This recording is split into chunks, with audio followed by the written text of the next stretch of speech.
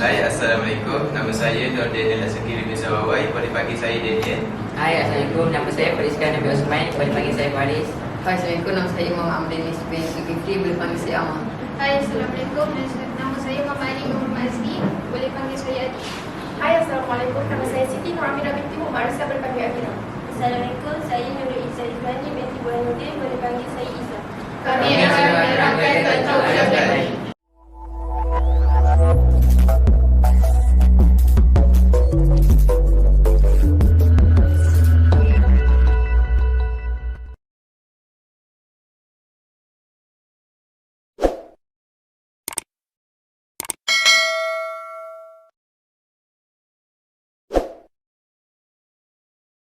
Assalamualaikum dan hai semua. Video kali ini bertajuk bulatan dari silibus tingkatan 2. Video ini disediakan oleh Amira, Adib, Faris, Daniel, Amar dan saya sendiri Izzah Izwani.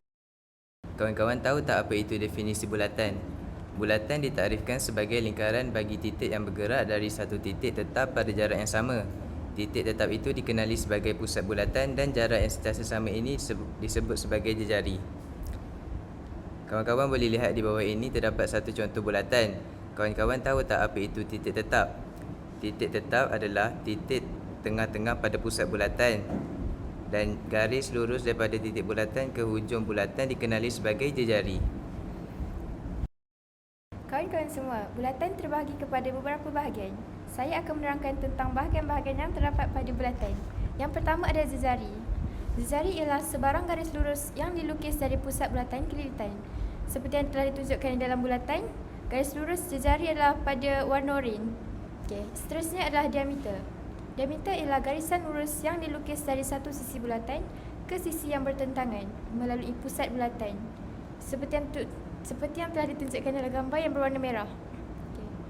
Seterusnya adalah perentas. Perentas ialah garisan lurus yang dilukis melintang dalam sebuah bulatan, bermula dari berakhir pada lilitan bulatan. Perentas yang melalui pusat bulatan ialah diameter. Seterusnya adalah sifat simetri perentas. Diameter sebuah bulatan merupakan suatu paksi simetri bulatan tersebut. Yang kedua adalah jejari yang berserencan dengan perentas membahagi dua sama perentas itu. Yang ketiga adalah pembahagi dua sama serencang dua perentas bertemu di pusat bulatan. Yang keempat adalah perentas yang sama panjang menghasilkan lengkuk yang sama panjang. Yang terakhir adalah dua perentas yang sama panjang adalah sama jarak daripada pusat bulatan dan sebaliknya. Lilitan dan luas bulatan. Rumus lilitan bulatan adalah lilitan sama dengan pi darab diameter bersamaan dengan pi d. Kemudian lilitan sama dengan pi darab 2 darab jejari bersamaan dengan 2 pi j. Seterusnya adalah rumus luas bulatan. Luas bulatan sama dengan 1/2 darab lilitan bulatan darab dengan tinggi bersamaan 1/2 darab 2 pi j darab j bersamaan dengan pi j kuasa 2. Okey, kita pergi ke contoh. Okey, hitung lilitan sebuah bulatan jika A diameter D sama dengan 14 cm. Okey, dia suruh guna pi sama dengan 62/7. Misalnya dia A lilitan sama dengan pi D sama dengan 62/7 darab 14 sama dengan 44 cm. Kita pergi ke B, soalan B, jari J sama dengan 21.3 cm. Dia suruh guna pi sama dengan 3.142. Misalnya penyelesaian dia sama dengan B lilitan sama dengan 2 pi J sama dengan 2 darab 3.142 darab 21.3 sama dengan 133.85 cm. Seterusnya ialah panjang lengkuk. Formula bagi panjang lengkuk ialah panjang lengkuk per lilitan bulatan sama dengan sudut pada pusat per 360 darjah. Maka panjang lengkuk per 2 pi j sama dengan sudut pada pusat per 360 darjah. Seterusnya kita pergi ke luas sektor. Luas sektor bagi bulatan adalah sudut pada pusat iaitu theta per 360 darjah darab pi j kuasa 2. Diberi beberapa contoh soalan. Contoh 16 iaitu disuruh mencari hitung nilai theta. Diberi jejari sama dengan 12 cm manakala sudut pula sama dengan 18.48 darjah. Contoh 15 pula, hitung luas sektor minor. Okey, diberi jejari sama dengan 21 mm manakala sudut pula sama dengan 100 darjah. Formula dia ialah luas sektor per pi j kuasa 2 sama dengan theta per 360 darjah. Okey, sekarang kita letak sama-sama. Luas sektor sama dengan 18.48 darjah per 360 darjah darab 22/7 untuk pi darab 12 untuk jejari. Jadi bila korang kira balik, korang akan dapat 14.7 darjah. Untuk contoh 15, dia dah bagi 21 mm untuk jejari dan 100 darjah untuk sudut. Okey, sekarang macam mana kita nak kira? Mula-mula kita kena tulis formula macam tadi.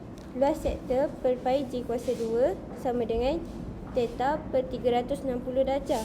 Okey, luas sektor dia sama dengan 100 darjah per 360 darjah darab 22/7 untuk pi darab 21 darab 21 untuk jejari. Jadi korang akan dapat luas sektor 385 darjah. Okey, mari kita beralih ke latihan.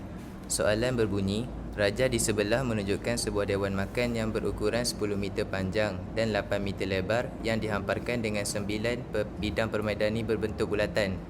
Diameter satu permaidani itu berukuran 200 cm. Hitung luas dalam meter persegi kawasan lantai dewan yang tidak diliputi permaidani. Masalah ini adalah, first kali kita kena cari luas dewan dengan formula panjang darab lebar. Panjang dewan itu 8 meter dan lebar dewan itu 10 meter. So kita dapat 80 meter.